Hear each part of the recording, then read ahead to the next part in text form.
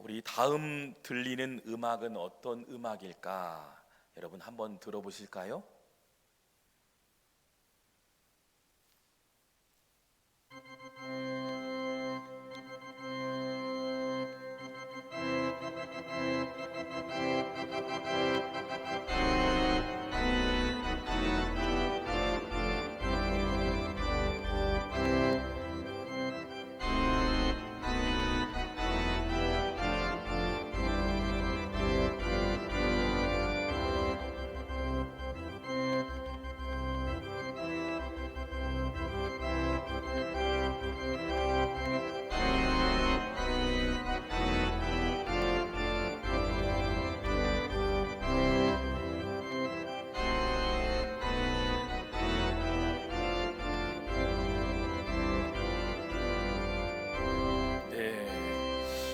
이 음악은 음악가 멘델 존슨의 웨딩 마치라는 교향곡입니다.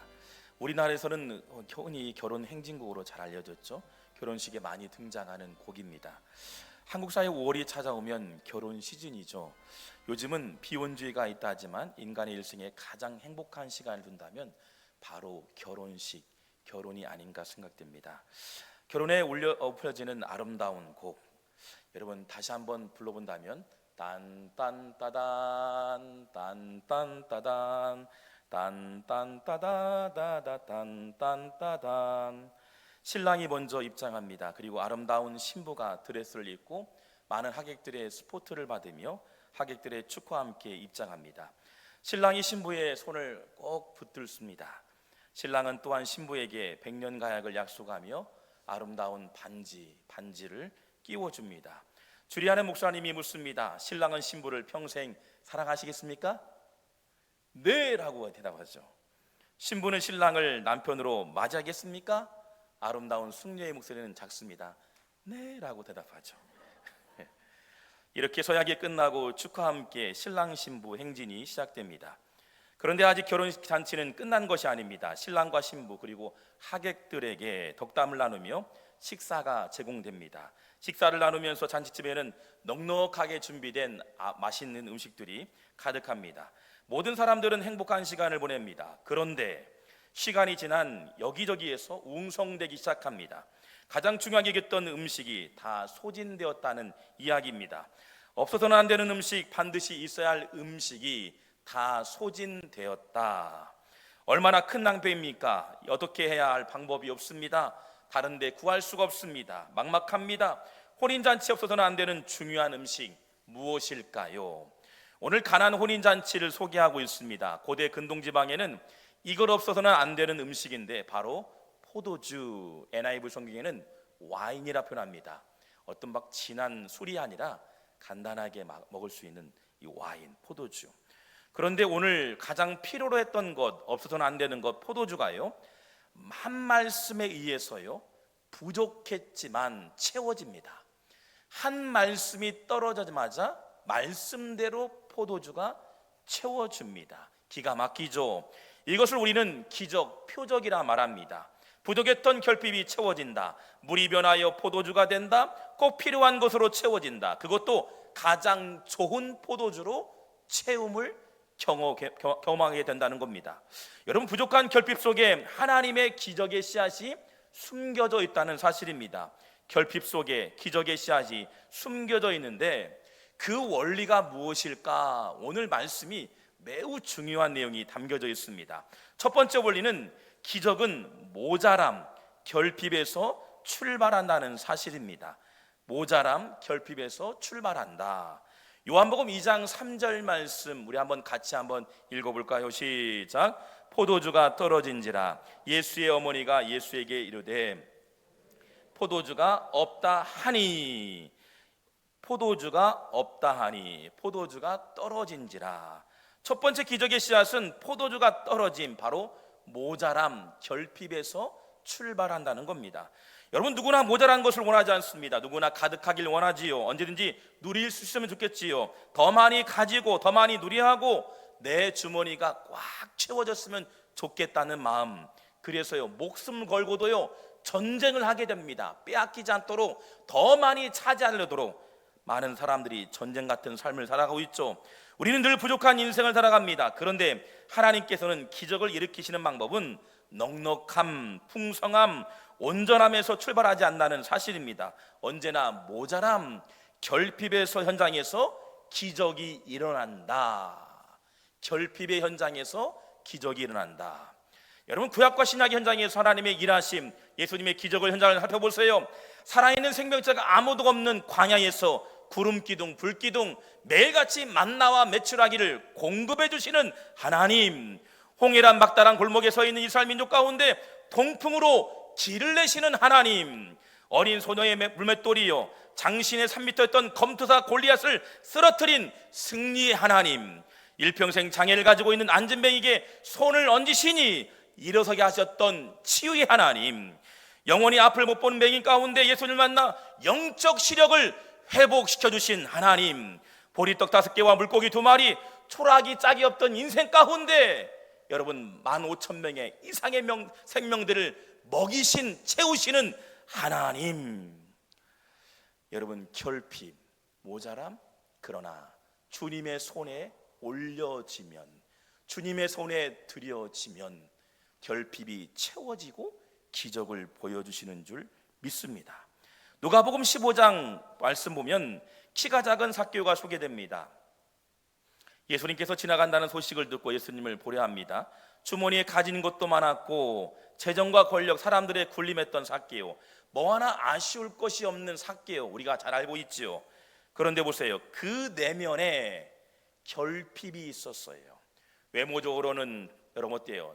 세리장이었고 가진 것이 많았고 넉넉함이 풍성한 사람이었지만 내면에 모자람, 결핍, 속사람의 결핍이 있었던 사람이었어요. 결핍이 있던 그에게 손을 내미십니다. 그리고 찾아가십니다. 만져주십니다. 공허했던 마음속에요 찾아오셔서 그의 마음속에 평안과 위로가 되어지고 심지어는 온 가족을 구원의 길로 인도하는 하나님의 채우심을 경험하게 되어집니다. 그렇습니다. 모자람, 결핍에서 기적이 일어났죠. 요한복음 4장을 보면 남편이 5명이나 있는 여인이 등장합니다. 당시 우물가의 여인, 결핍의 여인이라 성경은 말합니다. 남편이 5명 있다, 얼마나, 여러분 그런데 보세요, 당시 얼마나 부끄럽겠습니까?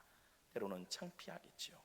당시 햇볕을 피해 쉬고 있을 정오 시간에 사람들의 이목과 시선을 피해서 물을 길러가는 순간, 그때 주님을 만나게 되죠. 늘 갈증으로 살았던 여인, 뭐 하나 채워도 채워지지 않는 인생의 공허함을 살았던 여인, 그러나 그 목마름을 채워주십니다. 영원한 진짜 신랑 되신 주님을 만나신 줄 믿습니다. 주님이 그 영혼에게 만나주신 거예요. 5명이었던 그 남편들 가운데 공허했던 그 심령에 진짜 신랑 되신 주님이 찾아오셔서 모자람과 결핍 가운데 찾아오신 주님. 예수님의 기적의 재료에 공통된 한 가지는요, 바로 모자람, 결핍의 기적의 재료를 숨겨 놓았다는 사실입니다.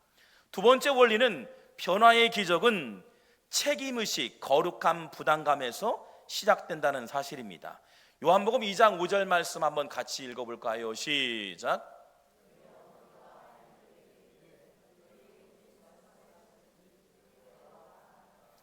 여러분, 우리 주변을 돌아봐도 무언가 잘못하고 때로는 부족하고 결핍이 있다 싶으면요, 여러분 금세 지적합니다. 무엇이 부족하다, 정죄하고 판단하기 일쑤이죠.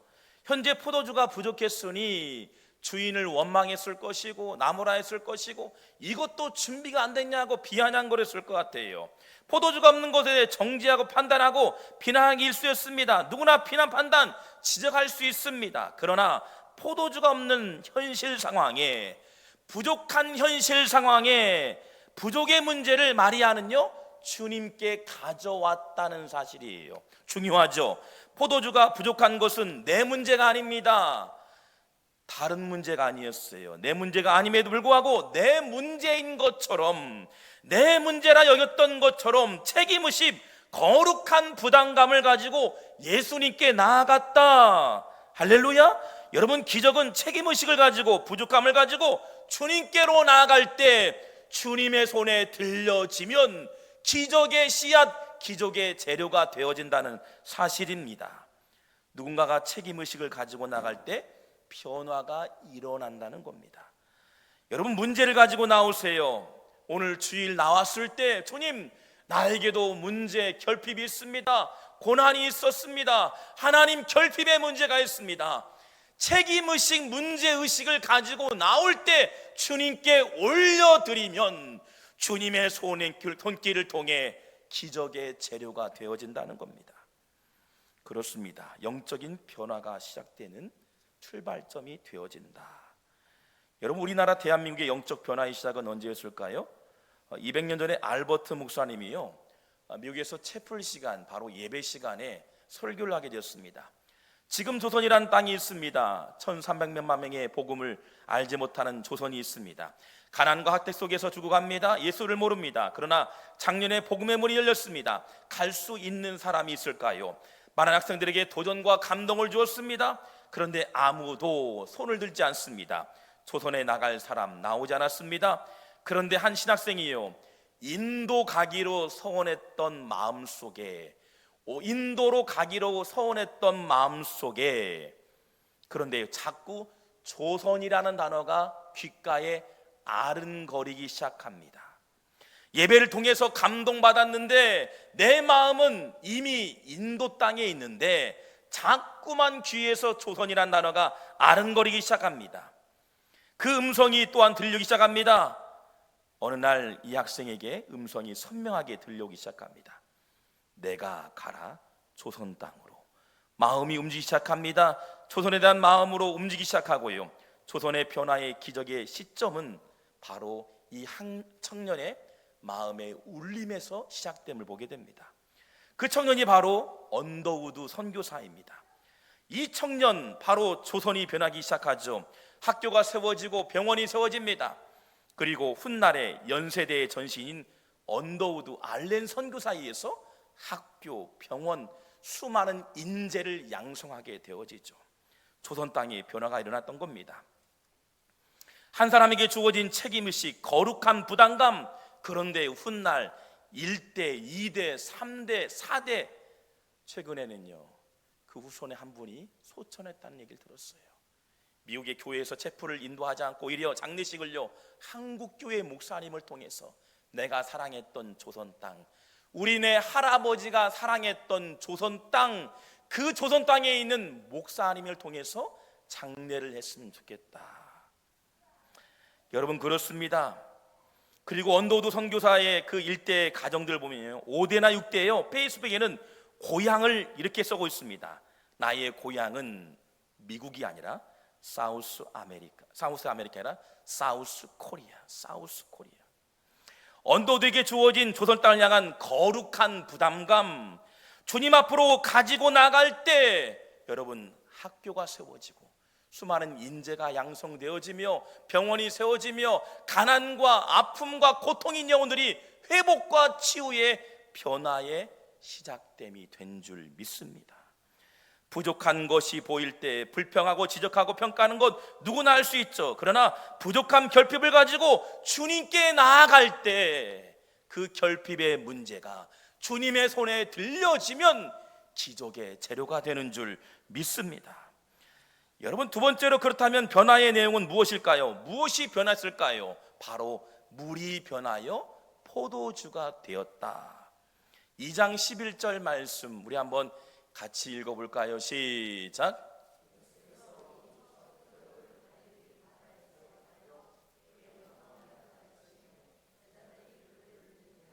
아멘. 자, 보세요. 오늘 등장하는 표적이라는 말은 쉽게 생각할 단어가 아닙니다. 첫 표적이라고 말합니다. 예수님의 깊은 기적의 씨앗이 숨겨져 있는데요, 예수님께서 이 땅에 오신 목적이 담겨져 있습니다. 첫 표적, 많은 이들에게 막 공중 심리를 이용해서 막 변화를 하거나 병 고치는 사람이 몇만 명 나오거나 그런 표적이 아니었어요.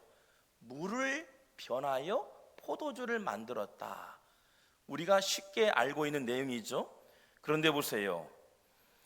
여러분 보세요. 예수님께서 사역을 막 시작하면서 첫 사역이 가난 혼인잔치를 통해서 기적을 보여주신 매우 중요한 내용이 담겨져 있습니다. 여러분, 우리가 기적, 표적을 행하면서요 함께 동반되는 단어가 있는데, 기적을 행하실 때 항상 동반되는 단어가 뒤따라옵니다. 바로 때라는 단어가 나옵니다. 때. 기적을 행하실 때 내 때가 아니니라, 때가 있느니라.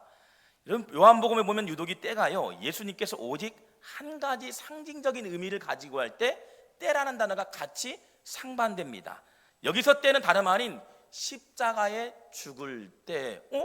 포도주와 십자가에 죽는 게 무엇을 상징하고 연결고리가 있을까요? 여러분, 죽을 때를 말하죠. 십자가를 들 때를 우리가 때라 말합니다. 매우 중요합니다. 예수님께서 저 포도는요 예수님의 죽음을 상징하는 거예요. 다시 말해서요, 십자가의 형틀에서 물과 피를 쏟으시면서 십자가의 틀에 예수님의 피가 틀에 짜여지면서 물과 피를 쏟으신 거예요. 그 물과 피가 바로 포도주를 상징하는 거죠. 즉, 예수님께서 포도주를 공급해 주신다는 것은 죄로 인해서 다 깨진 관계, 하나님 관계가요 예수님의 십자가에 달리셔서 포도즙, 십자가의 틀에서 물과 피를 쏟으시고 하나님 관계를 회복할 수 있는 유일한 방법, 바로 십자가에 죽으신 사건, 그 사건, 피 흘림의 사건이 바로 포도주로 바꿔주신 줄 믿습니다. 그렇습니다. 대속의 십자가 보혈로 관계가 회복되게 하신다는 뜻을 그래서 첫 기적, 표정을 통해서 말씀하신 거예요. 우리가 인생을 살아가면서 가장 중요한 것은 십자가의 물과 피를 쏟으시면서 단절된 하나님 관계가 회복할 수 있는 유일한 길은 예수의 피, 예수의 보혈임을 말씀하고 있다는 겁니다. 그래서 가나안 잔치에서 보혈을 상징하는 포도주로 바뀜으로써 이 포도주를 먹고 마심으로써 하나님 나라의 일원이 되게 하고 하나님 나라를 보게 하는, 맛보게 하는 은혜를 부어주신 줄 믿습니다. 주의 보혈 능력이 있도다, 주의 피 믿으오, 주의 보혈 그 어린 양의 매우 귀중한 피로다. 할렐루야. 어린 양의 피, 어린 양. 구약에서는 어린 양을 잡음으로 번제로 드렸습니다. 그래서 재앙이 떠나갔다. 패스오버, 6월절의 어린 양이 바로 십자가에 매달리신 예수 대속을 상징하는 거예요. 우리의 허물, 우리의 결핍, 냄새나고 더럽고 짜증내고 불평했던 우리의 속사람이 해결할 수 있는 유일한 방법이 바로 예수의 보혈로 채워져야 한다. 그래서 먹고 마셔야 한다. 예수의 보혈로 공급되고 수혈돼야만이 하나님 관계가 회복되어진다. 할렐루야. 날마다 보혈의 은혜가 여러분의 가정과 여러분의 내면과 여러분의 속사람 가운데 임재하시길 주 이름으로 축원합니다. 여러분, 더 깊이 들어가면 요한복음 2장 7절 말씀 한번 볼까요? 2장 7절 말씀 같이 읽어보겠습니다. 시작. 아귀까지 채우니.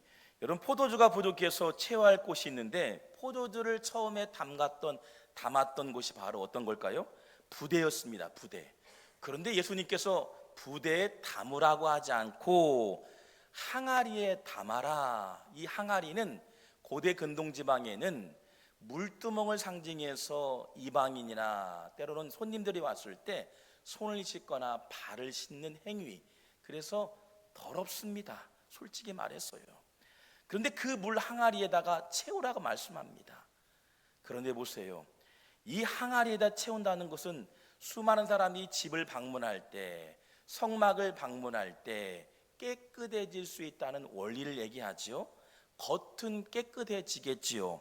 십계명을 보면 알겠죠? 도둑질 하지 말라. 도둑질 안 하면 됩니다. 매번마다 어때요? 누군가를 미워하지 말라. 원수를 사랑하라. 사랑하면 됩니다. 그렇죠? 쉽게 얘기할 수 있어요. 그런다 보세요. 매번마다 겉에 묻어있는 손과 발을 씻지만 여러분, 항아리에 담겨진 이 포도주 뭐예요? 실제적으로 겉의 행위만 변화가 돼야 하는 것이 아니라 우리의 속사람이 변화가 돼야 할 텐데, 더럽고 볼품없는 항아리가 아니라 주님의 손에 들려지면 생명의 보혈을 담은 항아리가 되는 줄 믿습니다.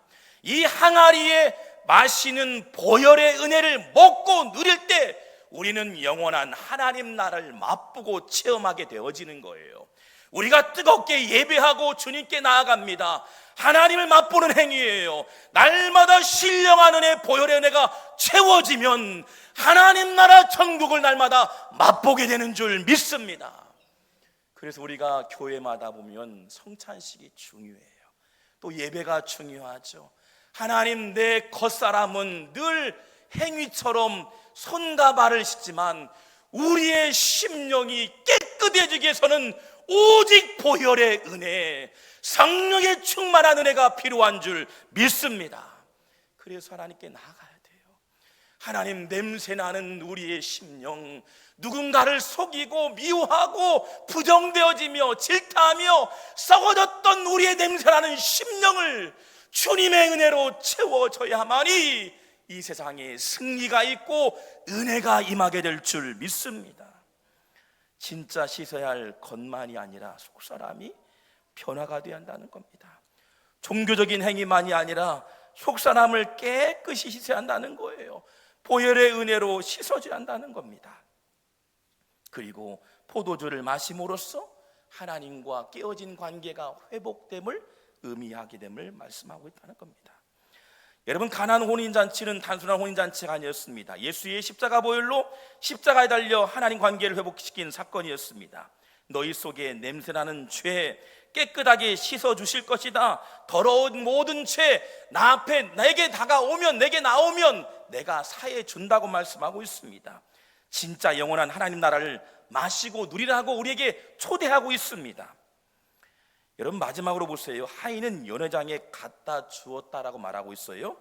바로 천국의 비밀을 알고 있죠. 주인은 그 변화된 사건을 못 보았습니다. 보았던 것은 하인들이었어요. 이 하인들이 보았다는 것은 별 볼 일 없는 사람이지만 하나님의 손길과 이 믿음의 범주 안에 있으면 하인일지라도 천국의 시민이 되어지는 거예요. 키가 작고 볼품이 없게 보이고 가난하고 주머니에 없을지라도 주님의 범주, 믿음의 범주 안에 있으면 비록 평생 하인 같은 인생이지만 천국에 초대되는 하나님의 거룩한 백성 될 줄 믿습니다. 말도 안 되는 일을요, 종들은 어땠어요? 끝까지 순종하는 자에게 하나님 나라의 비밀을 알려주신다는 겁니다. 같은 공간에서 누린다고 다 누리는 게 아니에요. 다닌다고 누리는 것이 아니에요. 여러분, 교회를 다닌다고 똑같이 누리는 것이 아닙니다. 종교적인 행위 아니라 끊임없이 겉만 씻는 것이 아니라 우리 속사람이 변화되기 위해서는 성령의 보혈의 은혜가 우리에게 임재하여야 할 줄 믿습니다. 우리가 간구해야죠. 주님, 하나님 나라를 맛보도록 임재하여 주시옵소서. 임재하여 주옵소서. 저는 아이들이 4명이 있어요. 감사하게도 아이를 4명 주셨는데요. 요즘 부임, 난임, 아이를 갖지 못한 분들에게는 죄송한 말씀이기도 합니다. 근데 제가 막내 아이가 있는데요. 이 막내 아이를 볼 때마다 감사가 계속 나옵니다. 왜냐하면 이 아이가 앞에서 재롱하고 이런 문제가 아니고요. 태어날 때 의사분께서 아이가 위험하다는 얘기를 들었어요. 이 아이가 6개월 정도, 이렇게 7개월쯤 되니까 자라면서 아이가 어머니의 태중 안에 온전히 있어야 하는데 자리 잡지 못하고 계속 내려오는 거예요. 그래서 아이에게 생명이 위험합니다. 소위 말해서 죽을 수 있습니다. 그래서 이 죽을 수 있다는 얘기에 깜짝 놀라기도 하고, 셋째까지 아이를 잘 낳고 넷째 이런 일이 있으니 얼마나 막막해요. 그래서 이 아이를 포기하고 싶지 않더라고요. 하나님 불쌍히 해달라고. 그런데 의사분께서 얘기해요. 방법이 있대요. 이 맥도날드 시술하고 해서 이 어머니의 이 태를 붙들고 있는 시술이 있단 말합니다. 잠시는 붙들고 있는데 이 아이가 나올 때 하나님의 원리대로 나오면 좋은데 그렇지 못할 때도 있다고 합니다. 그래서 50대 50, 아니 가망도 없을 수 있습니다. 죽을 수 있다는 거죠. 그래도요, 의사 선생님의 말에 순종하는 마음으로 맥도날드 시술을 했어요. 그래서 집사람이 병상에 오랫동안 누워있기도 하고, 아이들은 3명이죠. 목회한다는 거 바쁘다는 이유로요, 아이를 돌보지 못한 부분도 있고 챙기지 못한 부분도 있고, 이 아이가 잘 나왔으면 태어났으면 좋겠는데 내심 초심 여러 가지 마음이 불안했습니다. 그런데 감사하게도 이 태어날 때 보니까요, 아이가 잘 나오게 되는 모습을 보게 됐어요. 그런데요, 깜짝 놀란 얘기를 들었어요. 나오는데 이 아이가요, 이 나올 때 보니까 이 목에다가 탯줄을 2번이나 감긴 거예요. 어떤 때는 3번.